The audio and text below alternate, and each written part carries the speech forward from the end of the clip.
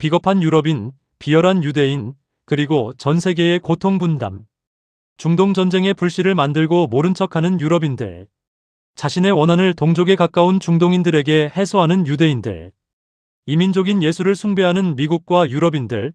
동족인 예수를 로마에 팔아넘기고 죽게 만든 유대인들. 모순과 탐욕으로 결국 피해를 보는 중동 사람들. 지금 이란과 이스라엘의 전쟁은 명분도 정의도 없다. 차라리 솔직한 탐욕을 드러내고 자원과 영토 약탈 전쟁이라고 하라. 국가는 언제나 자신이 벌이는 전쟁을 정당화할 명분을 만든다.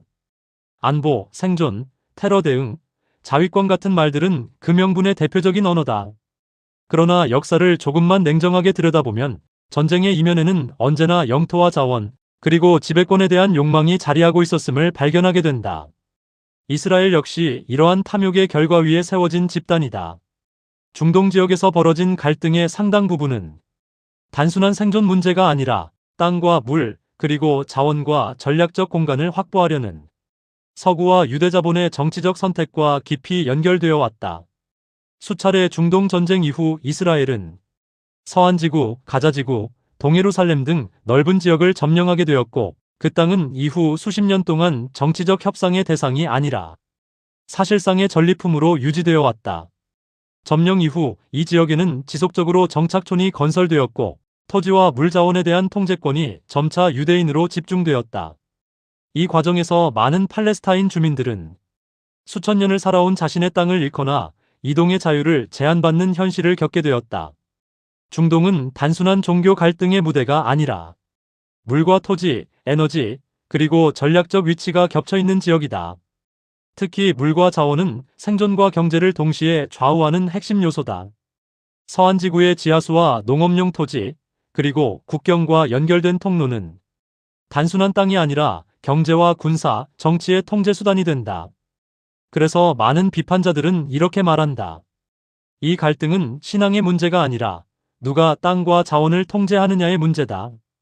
이 시각에서 보면 반복되는 군사작전과 봉쇄 정책은 순수한 방어 행위라기보다 침략을 위한 힘의 행사로 해석될 수 있다.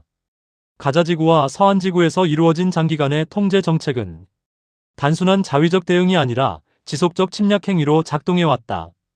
이동을 제한하면 노동과 경제활동을 통제할 수 있고, 자원 접근을 제한하면 협상력을 약화시킬 수 있으며, 군사력을 유지하면 정치적 우위를 확보할 수 있다. 이 구조는 단기적인 방어가 아니라 장기적인 영토 침략 및 확장 전략에 가깝다. 그래서 일부 국제 정치 분석가들은 이 상황을 안보 정책이 아니라 관리된 긴장 상태라고 표현하기도 한다. 긴장이 완전히 사라지지 않는 한 침략 전략 역시 유지될 수 있기 때문이다. 역사를 보면 전쟁은 파괴이면서 동시에 거대한 경제 활동이기도 하다. 무기 생산, 군사기술 개발, 재건 사업, 안보 산업은 모두 막대한 자본이 움직이는 영역이다. 그래서 냉혹하게 말하면 전쟁은 단지 생존을 위한 싸움이 아니라 권력과 이익이 결합된 거대한 시스템이 될 수 있다. 특히 장기 분쟁이 지속될수록 이득을 보는 것은 미국의 거대한 방산 재벌과 그 이면을 지배하는 금융 재벌, 그리고 그 모든 것을 지배하는 흑막의 실체는 유대 자본이다. 이것이 전쟁과 갈등을 지속하는 이유인 것이다.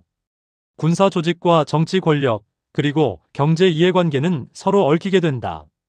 이 구조 속에서 전쟁은 끝내야 할 비극이 아니라 계속 유지되어야 하는 참혹한 비즈니스인 것이다.